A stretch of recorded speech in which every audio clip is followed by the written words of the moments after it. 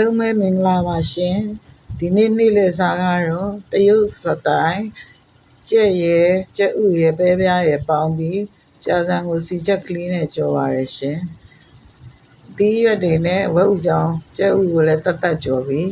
အချင်ကိုတော့ထိုင်းစတိုင်ချိုးချင်းငံဆက်မှုေးဖြော်ထားပါရရှင်ပြီးတော့ကြာစံနဲ့တုတ်စားမယ်တို့စားမယ်